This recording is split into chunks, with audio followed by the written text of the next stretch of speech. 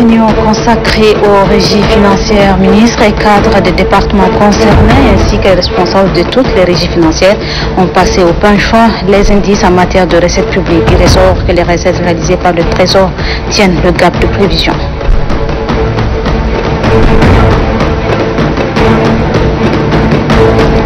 Nommés par décret numéro 3 du 7 février, les 3 membres de la Commission nationale en charge de recouvrement de créances des banques ont été installés cet après-midi par le ministre des Finances et du Budget.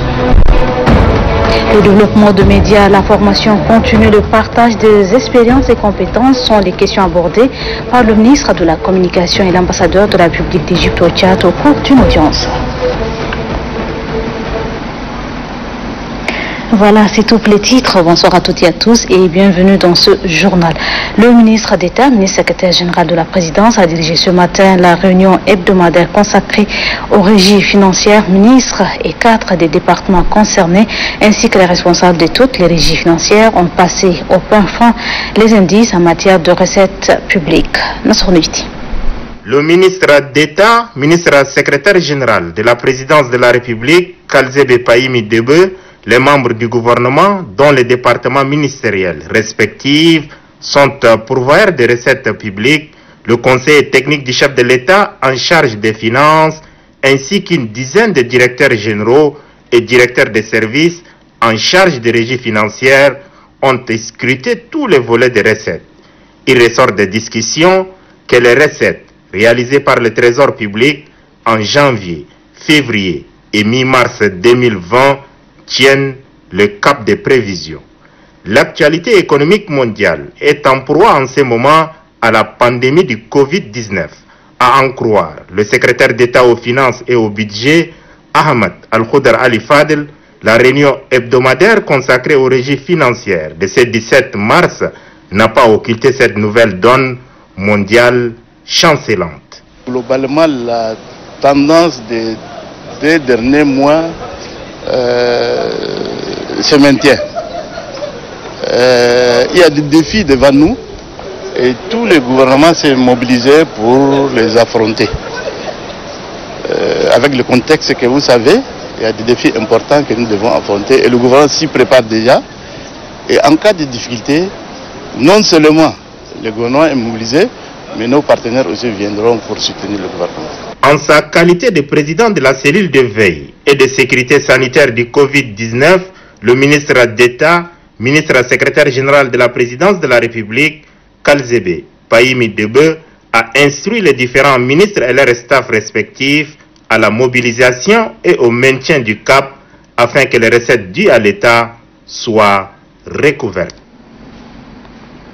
Dans l'optique de recouvrer les créances en souffrance de banques locales, il est créé une commission nationale en charge de recouvrement de créances de banques. Ses membres, au nombre de 3, nommés par décret numéro 03 du 7 février, ont été installés cet après-midi par le ministre des Finances et du Budget, Amit Gulen.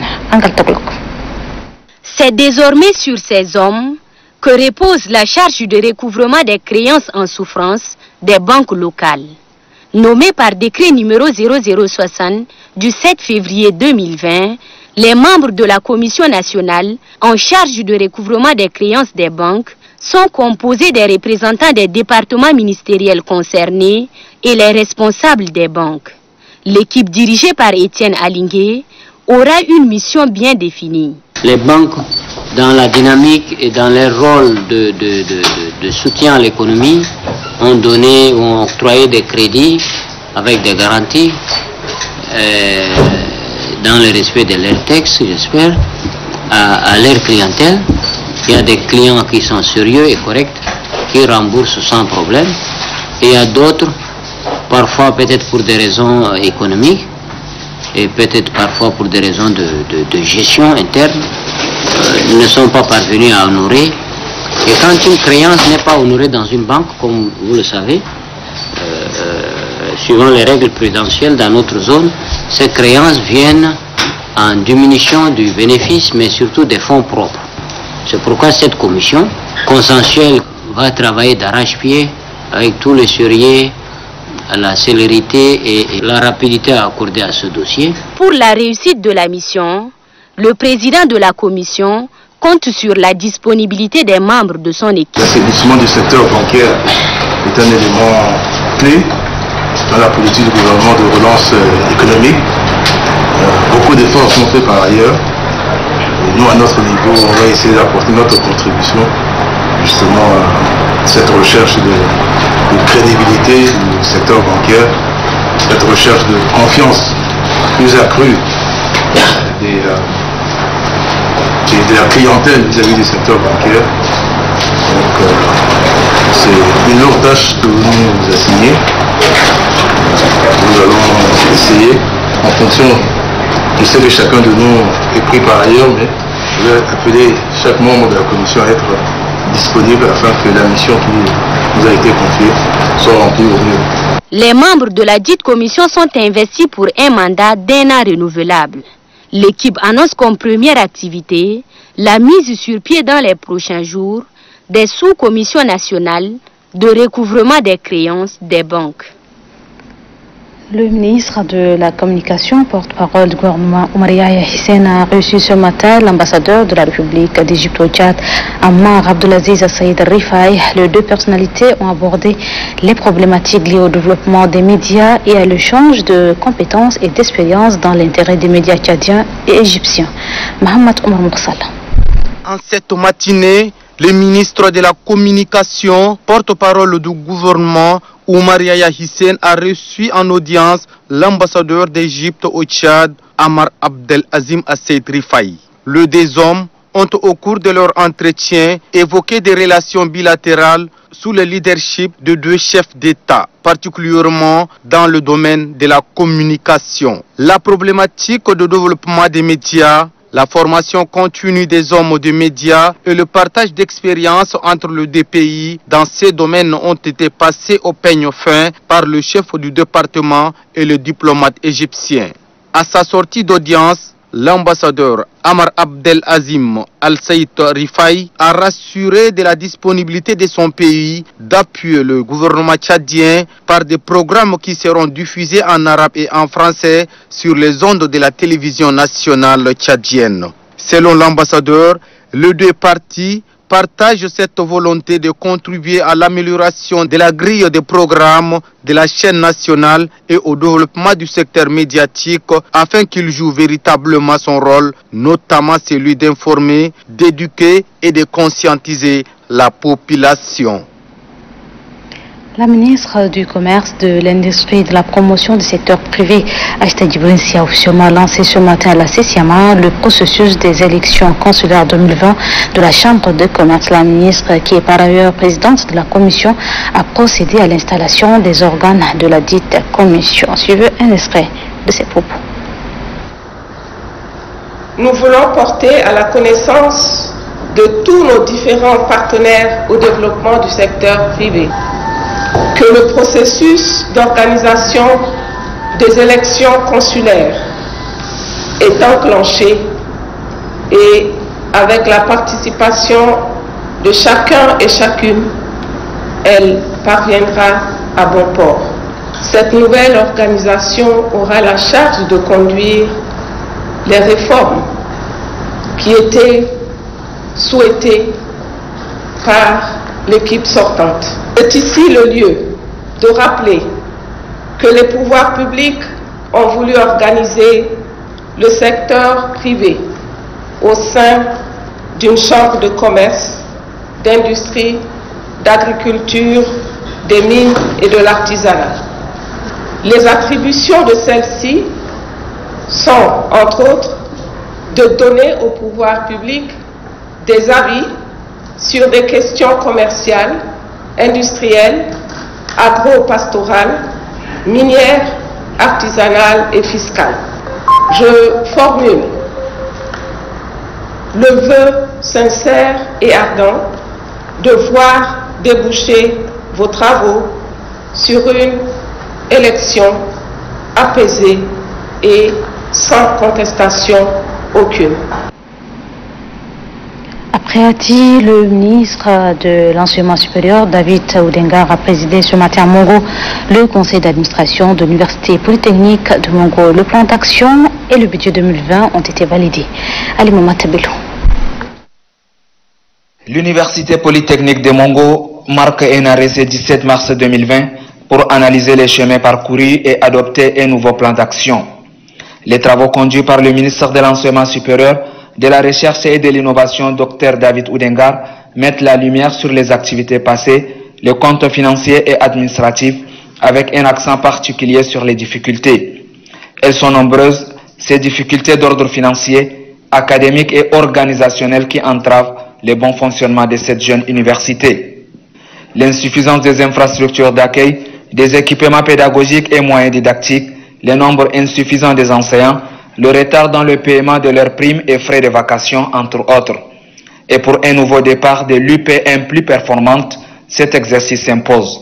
Voici donc les conclusions. Conscient des enjeux de l'Université polytechnique de Mongo, conscient des difficultés et conscient des perspectives présentées par les responsables académiques, le gouvernement s'attellera à la recherche de voies et moyens de remédier dans les délais raisonnables à ces difficultés. Près de 400 millions arrêtés comme budget de cette université issue de l'ancien Institut de Mongo. Elle dispose 4 facultés, notamment la faculté des sciences et techniques de l'ingénieur, la faculté des mines et géologie, la faculté des sciences fondamentales et celle de développement rural. Des facultés avec certaines filières qui ne sont pas encore opérationnelles. Et cette question n'est pas du tout occultée. Le ministre David Oudengar et ses collaborateurs mettent tout en œuvre pour le rayonnement de cette institution.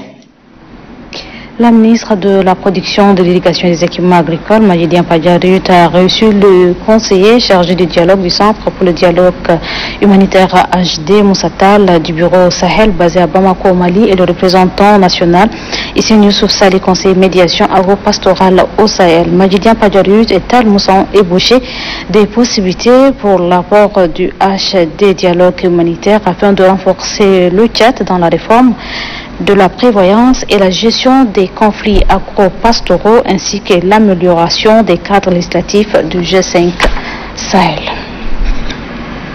Le coronavirus gagne du terrain dans le monde, mais le Tchad, qui jusqu'à là n'a enregistré aucun cas sur toute l'étendue du territoire, multiplie des stratégies pour se retirer d'affaires. Hier, 16 mars, le gouvernement a pris des mesures supplémentaires pour éviter le risque de contamination sur le territoire tchadien. À nouveau, Hortense. Le coronavirus ou Covid-19 est devenu une pandémie mondiale et son ampleur inquiète l'humanité tout entière.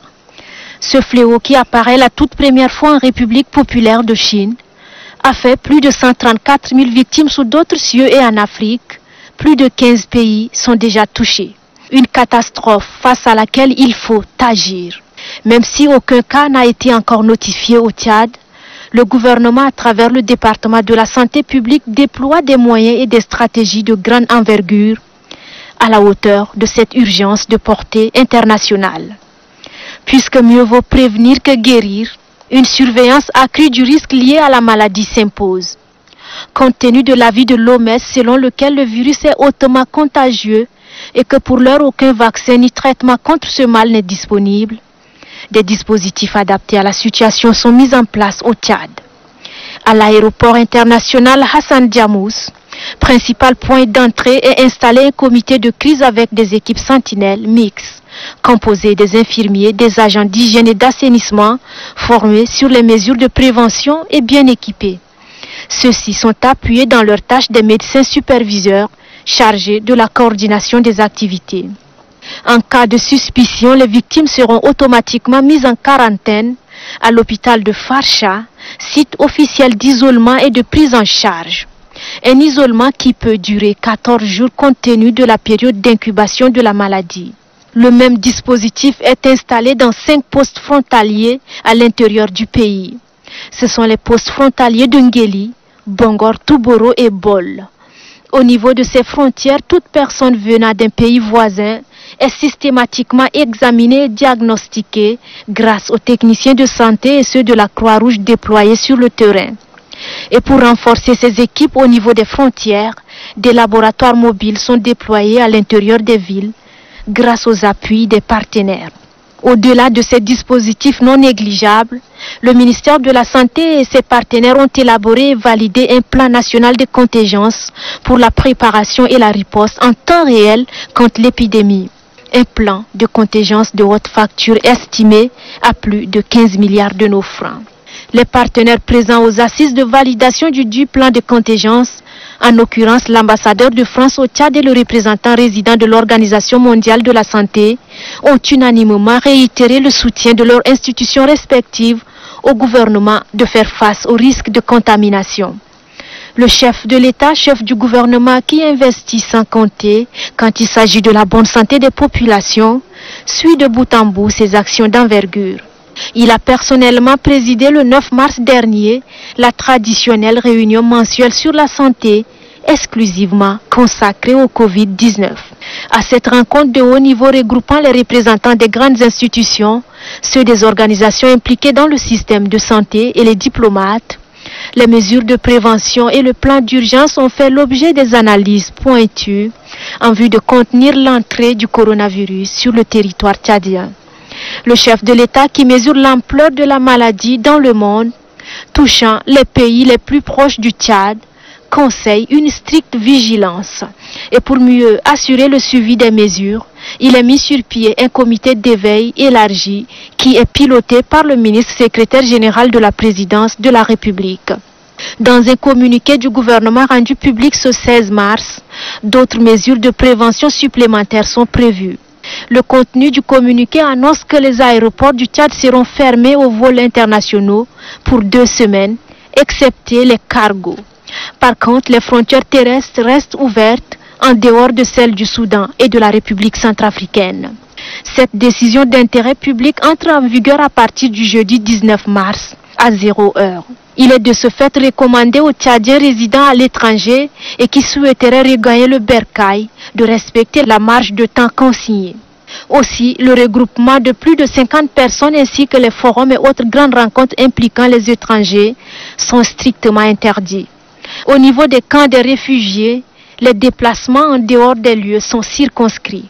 Des mesures certes contraignantes mais nécessaires car la vie de toute une nation en dépend.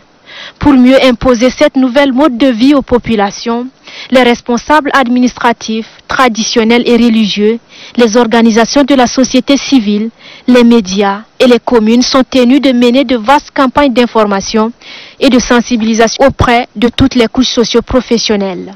Il est question de véhiculer les messages à grande échelle sur le coronavirus à l'attention des populations. Des messages spéciaux qui portent sur les caractéristiques de Covid-19, son mode de contamination, ses voies de transmission, ses symptômes et surtout la prévention.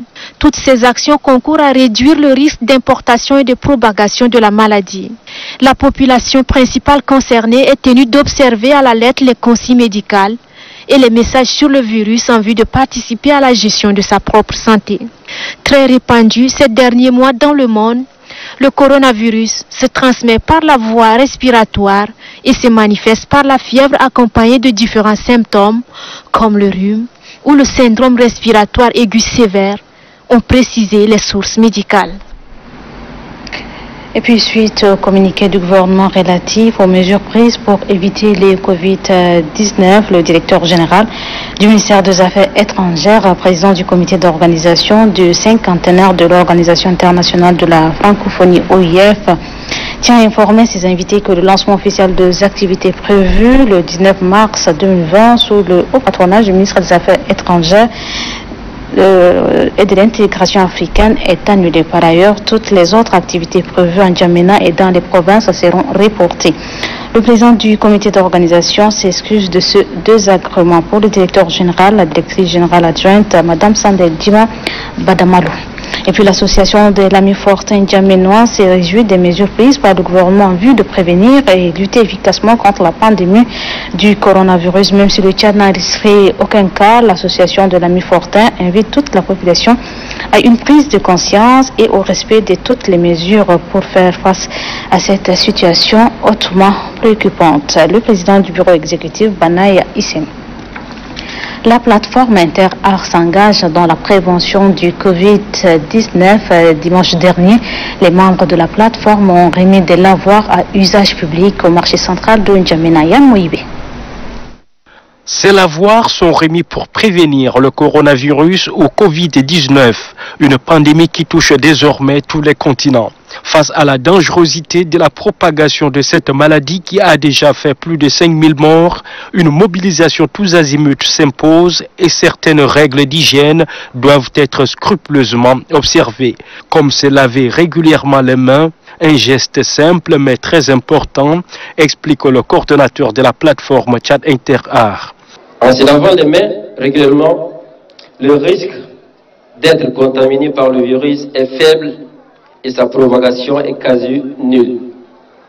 Par ces gestes simples et pratiques, qu'est de se laver les mains, nous pouvons sauver tellement de vies et sauver nos vies en général aussi.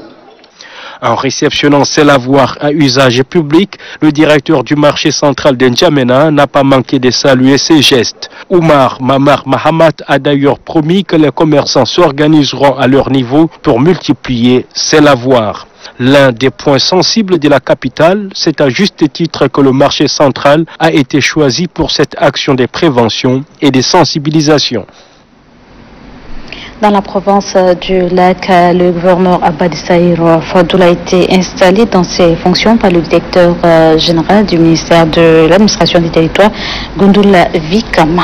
Prosper Soukassia. Dans son discours bilan, le gouverneur sortant de la province du Lac, Adam Nouki Sharfadine, a tout d'abord présenté succinctement la province avant de relever les multiples réalisations faites en faveur de la province, que nous citons entre autres la finalisation du plan provincial de sécurité et de développement, la mobilisation des fonds en vue de financer ce plan, l'octroi des bourses aux 61 lauréats de la province et la restauration de l'autorité de l'État. Tout en félicitant le gouverneur sortant, le directeur général du ministère de l'administration du territoire et des collectivités territoriales décentralisées, Gundoul Vikama, a rappelé au gouverneur entrant les missions qui lui sont assises.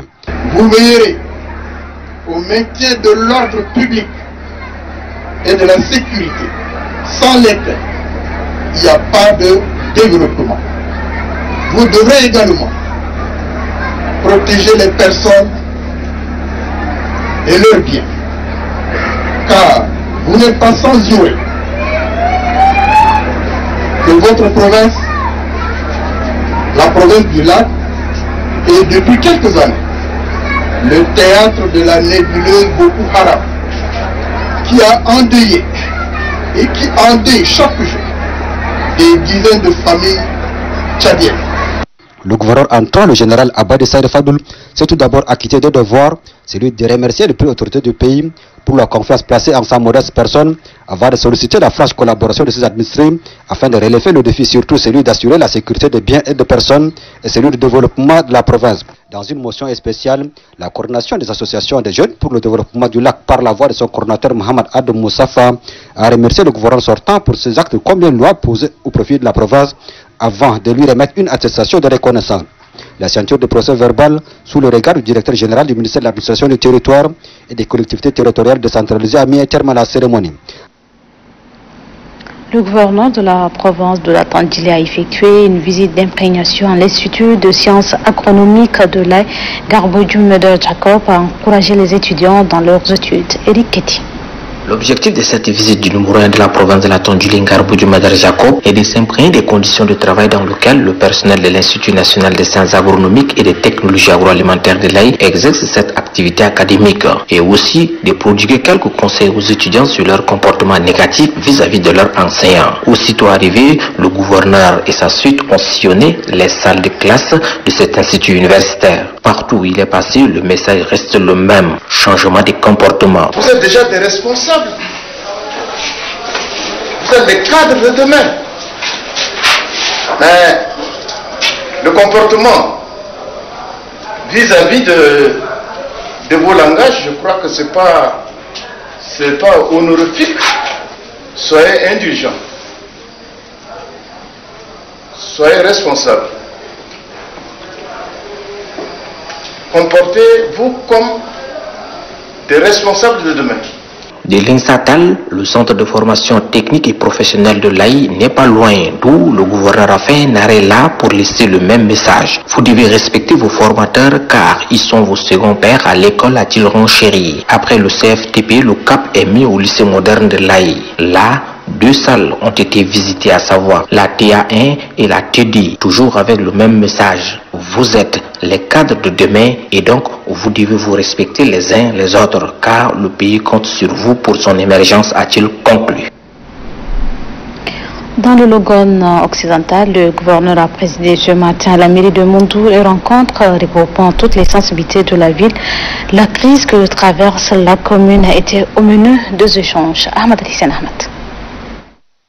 Transmettre de vive voix les remerciements du président de la République, Idriss Déby Itno, pour l'accueil chaleureux que ces différentes couches lui ont réservé lors de sa visite officielle à Moundou du 28 au 29 février 2020 pour l'inauguration du complexe industriel des abattoirs du Logone. Tel est l'objet principal de cette rencontre du gouverneur du Logone occidental, Dogo Yacoub, avec ses différentes couches sociales. Il a demandé à la population de continuer dans cette lancée pour l'intérêt du Logone occidental. Le président de la République était très satisfait de votre accueil. Tout le monde était mobilisé comme un seul homme pour accueillir le président de la République ici chez nous, dans la province du Logone occidental. Vous prenez ces remerciements et vous demande d'être toujours ensemble, soudés, voir l'avenir de notre province. Outre ce point, le gouverneur Dogo Yacoub a entretenu l'assistance sur le rapport des 2 commissions mises sur pied suite à la crise qui traversait la mairie avec 28 mois d'arriérés de salaire suivi d'un licenciement abusif du personnel. Le gouverneur a saisi également l'occasion pour informer l'assistance de la suspension du maire de la ville, Nerolène Doukolé, qui, dit-il, fait suite à de manquements graves. Eu égard au rapport de la mission de contrôle de l'inspection générale d'État à la commune de Moundou, plusieurs irrégularités ont été constatées dans la gestion de l'institution. À cet effet, la mission a demandé au maire Nerolène Doukolé suspendu de rembourser 2,5 milliards de francs CFA dans un délai n'excédant pas 10 jours au trésor provincial de Moundou, informe le gouverneur. Après avoir justifié la suspension du maire de la ville de Moundou, le gouverneur Dogo Yacoub, tout en réaffirmant sa bonne volonté, devrait toujours, pour le bon fonctionnement de la commune, à inviter le personnel à se mettre au travail bien fait. L'assistance a salué l'implication directe du gouverneur dans le redressement de la commune de Moundou. La majorité des conseillers ont apprécié le geste du gouverneur du fait qu'il a mis en place des commissions qui ont statué, qui ont travaillé pour revitaliser la ville de Moundou. Par rapport à votre intervention pour l'assainissement de la ville de Moundou, nous voulons vous dire merci.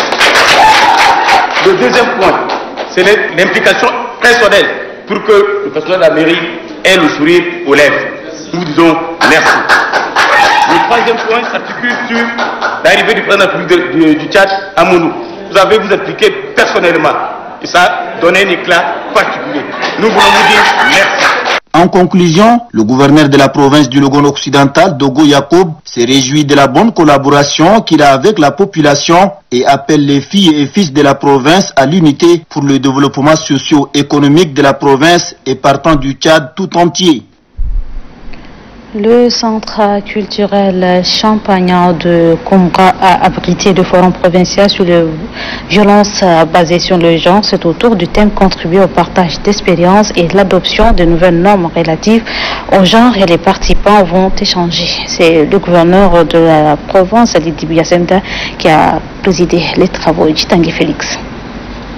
Offrir un cadre de dialogue, d'échange, d'expérience en vue de contribuer à l'amélioration de la qualité de la prévention des violences basées sur le genre ainsi qu'à une réponse adéquate aux incidents est l'objectif recherché à travers ce forum provincial sur les violences basées sur le genre à Koumra. C'est dans le cadre du projet Assistance multisectorielle aux réfugiés retournés et communautés hautes dans le sud du Tchad en matière matière de sécurité alimentaire, nutrition et protection. Ce forum axé sur le thème « Contribuer au partage d'expériences et à l'adoption de nouvelles normes relatives au genre » est organisé par le CARE international au Tchad. Dene Majibé Mbaïkar Bénédiction, assistante coordinatrice du pilier droit et autonomisation des femmes et des filles, représentant le CARE international Tchad, fait comprendre que son institution œuvre pour la promotion d'égalité de droits à la dignité pour les hommes, pour les filles, les femmes et garçons, ainsi que l'éradication de la pauvreté et l'injustice sociale. Le gouverneur de la province du Mandoul A, dans son discours d'ouverture officielle de ce forum, déclaré que le gouvernement, sous les hauts auspices du président de la République Idriss Déby Itno, a déclenché un combat sans merci contre les violences basées sur le genre, et cela témoigne l'adoption des textes et lois réprimant ces pratiques néfastes au Tchad. En marge de la caravane ophtalmologique de la Fondation Grand Cœur dans la province du Guéra, des dons constitués de matériel agricole ont été remis aux différents groupements féminins de la province, de la dite province. Abdul Keoul. La Fondation Grand Cœur met au centre de ses actions l'autonomisation de la femme tchadienne. Exposés dans cette cour, ces matériels constitués de triporteurs, des machines à coudre et des matériels agricoles sont destinés au groupement féminin du Guéra. Cet appui de la Fondation Grand Cœur vise à améliorer les conditions de travail de la femme rurale des 4 départements que compte la province du Guéra. La première dame nous a dit il faut accompagner la femme, non seulement former, mais appuyer. Appuyer comment? Avec tout ce que vous voyez, chers frères. Voilà ce qu'elle nous a mandaté pour venir, après l'appui, après la formation, amener maintenant un soutien, modeste qu'il soit, aux femmes, afin qu'elles puissent vraiment encore améliorer la qualité de leur travail. La première dame compte sur les femmes du Tchad. La première dame est la championne de l'autonomisation de la femme au Tchad. Nous n'allons jamais la décevoir. La femme tchadienne est debout. La femme du Guéra m'a prouvé pendant 4 jours qu'elle est déjà prête. Puisque ces matériels vont leur permettre de booster leur capacité de production, les femmes du Guéra ont tenu à exprimer leur reconnaissance à la présidente de la Fondation Grand Cœur, la première dame Hinda Déby Itno. Elle encourage la Fondation Grand Cœur à pérenniser la formation en faveur des groupements féminins sur les activités génératrices de revenus. Le secrétaire général de la province du Guéra invite les femmes à une bonne utilisation des matériels mis à leur disposition. Ndjerabete Digamia se félicite aussi de la philosophie de la Fondation Grand Cœur qui encourage les femmes à être autonomes. L'opération de distribution des triporteurs initiée par la Fondation Grand Cœur en faveur de commerçantes se poursuit. Ce matin, ce sont les commerçantes de Ngeli, Walia et Farcha qui ont bénéficié de ce dos. Kalia Gavoudna. La joie et la satisfaction animent les commerçantes du marché d'Ingili dans le 9e arrondissement qui ont bénéficié d'un triporteur, un moyen roulant mis à leur disposition par la première dame Hinda Déby Itno via sa fondation Grand Cœur. Par ce geste, la fondation Grand Cœur encourage ces femmes considérées comme actrices de développement. Les vendeuses de légumes et poissons du petit marché Bérois, toujours dans la commune du 9e arrondissement, elles aussi reçoivent le même moyen roulant. Pour ces femmes, à travers cette action, la première dame Hinda Déby Itno prouve qu'elle est sensible aux préoccupations de toutes les couches de la société. Elle souhaite voir la première dame s'investir personnellement afin qu'elles accèdent au microcrédit devant leur permettre d'accroître leurs activités génératrices de revenus et la construction des marchés modernes. Après le marché Bérois, la délégation de l'Union des femmes commerçantes du Tchad que dirige Mariam Daoud s'est rendue au marché des Djougouliers dans la commune du 1er arrondissement pour faire le même geste aux vendeuses de légumes et des poissons de ce marché.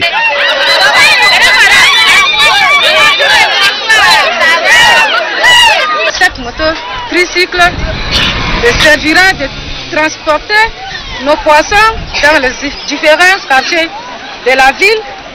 Nous vous remercions infiniment. Pour la présidente de l'Union des femmes commerçantes du Tchad, Mariam Daoud, l'amélioration des conditions de vie des commerçantes est inscrite parmi les priorités de son organisation. Elle s'engage à plaider leur sort auprès des décideurs publics pour l'amélioration de leur cadre de vie. L'Agence des États-Unis pour le développement international, de concert avec l'Observatoire de médias sur la prévention de la radicalisation et de l'extrémisme violent, organise depuis ce matin un atelier de formation de formateurs sur la radicalisation au profit des journalistes. Mohamed Suleiman. Les hommes de médias sont à l'école des savoirs. Ils se familiarisent avec la notion de prévention sur la radicalisation et l'extrémisme violent. Objectif, disposer de bases solides afin de contribuer à la prévention. Ils pourront former à leur tour les autres journalistes dans l'optique de sensibiliser avec efficacité la population sur les dangers que représente la radicalisation et l'extrémisme violent.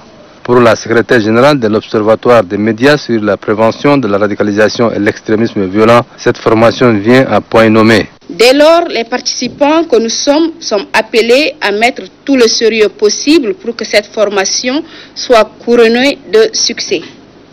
Pour l'OMPREV, il ne s'agit pas seulement de disposer d'une ingénierie de formation, mais surtout des formateurs de qualité qui seront à mesure de faire le travail et d'apporter un apport significatif dans la lutte contre la radicalisation et l'extrémisme violent.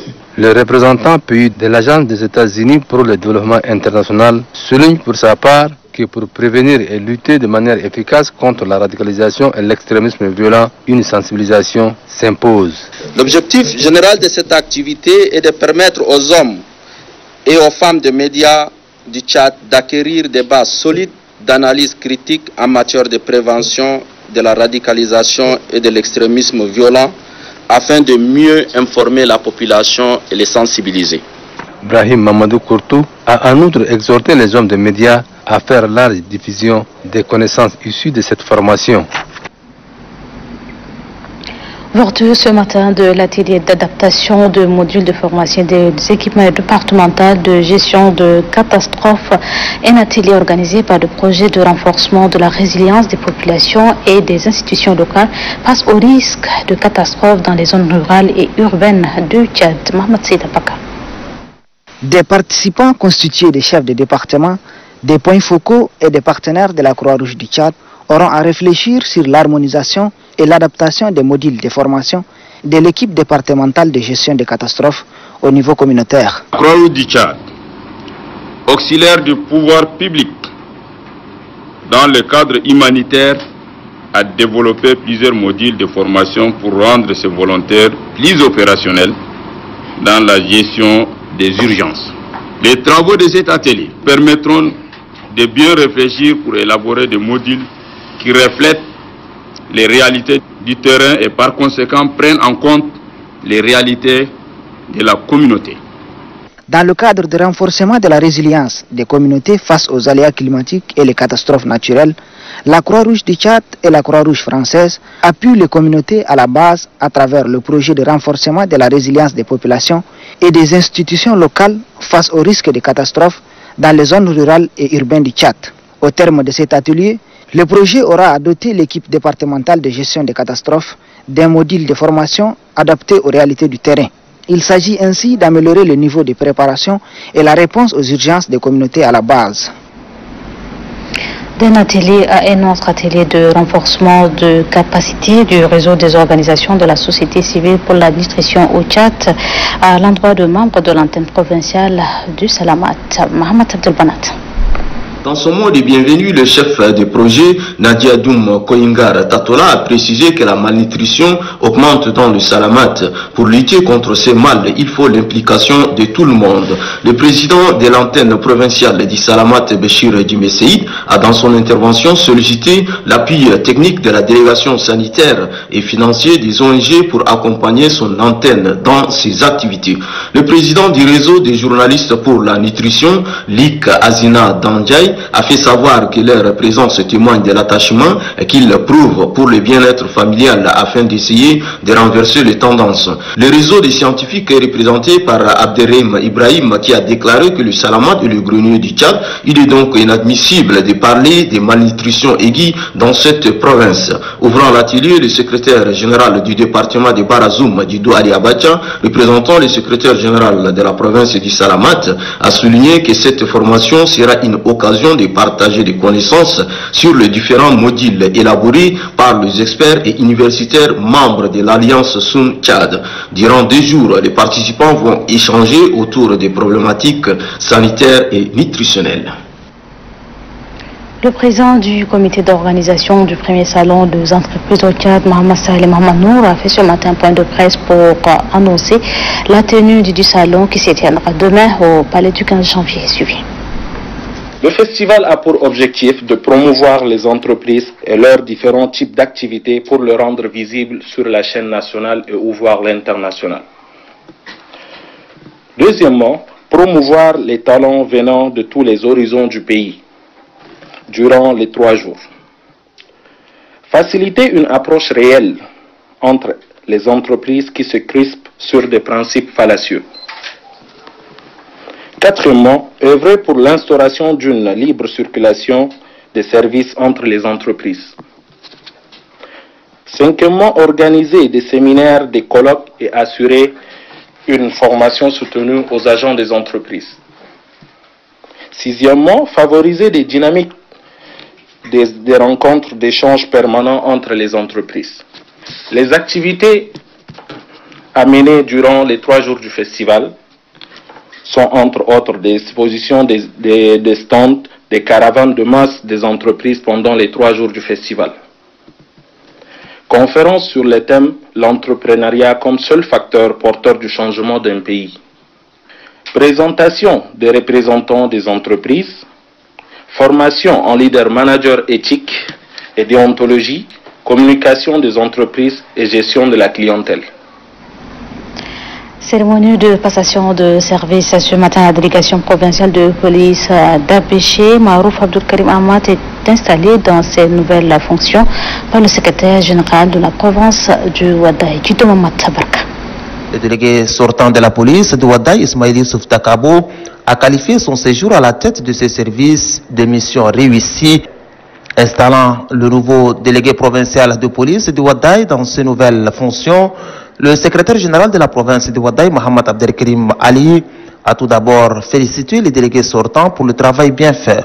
S'adressant au nouveau délégué, le secrétaire général de la province de Ouaddaï, lui a rappelé que cette mission est immense car il s'agit de la sécurité des populations et de leurs biens. Vous devez rester quotidiennement et veiller pour relever les défis de la sécurité dans les 4 coins de la province du Ouaddaï. Il s'agit de prendre le taureau par les cornes pour mériter la confiance placée en vous. Le nouveau délégué provincial de la police de Ouaddaï, Marouf Abdelkarim Ahmad, a remercié les plus hautes autorités du pays pour la confiance placée en sa modeste personne en le nommant à la tête de la dite délégation. Le nouveau délégué promet œuvrer pour la sécurité des personnes et de leurs biens. La signature du procès verbal a mis terme à la cérémonie. Le conseil provincial du MPS de la province du Logone occidental vient de décerner des attestations de reconnaissance à quelques personnalités ayant contribué à la réussite de l'accueil du chef de l'État débutant lors de son passage au complexe industriel des abattoirs du Logone. Ahmed Lissane Ahmed. L'accueil du président de la République, chef de l'État Idriss Déby Itno, lors de son arrivée à Moundou, la capitale économique du Tchad, pour l'inauguration du complexe industriel des abattoirs du Logone Sial, était sans précédent. Les militantes et militants du mouvement patriotique du salut, à l'exemple d'autres sensibilités de la province du Logone occidental, ont prouvé ce jour leur degré de mobilisation pour réserver un accueil exceptionnel au chef de l'État, par ailleurs président fondateur du MPS. La réussite de leur très forte mobilisation était aussi rendue possible grâce surtout à ces militants dévoués, bénéficiaires des attestations de reconnaissance qui ont appuyé le conseil provincial du MPS par des moyens conséquents. Il s'agit notamment d'Abdul Frédéric Koumandié, Rima Hissène, Moussa Sal Ibrahim, Aladoum Bayram et Hamata Moussa Ali. Le secrétaire général du conseil provincial du MPS du Logone occidental leur a exprimé toute la gratitude du parti. Camarades militantes et militants, nous sommes manqués d'unité, de mesures pour vous exprimer nos gratitudes pour tous vos efforts conjugués pour la réussite totale de cet accueil inédit et sans pareil Les bénéficiaires de ces attestations de remerciements et de reconnaissance disent que cet acte de reconnaissance leur a donné plus de réconfort pour œuvrer toujours avec la ferme volonté et détermination pour le bien du mouvement patriotique du salut. Voilà, ainsi donc, c'est la fin de cette édition. Merci à vous. Très belle soirée à toutes et à tous. Bonsoir et à très bientôt, Inch'Allah.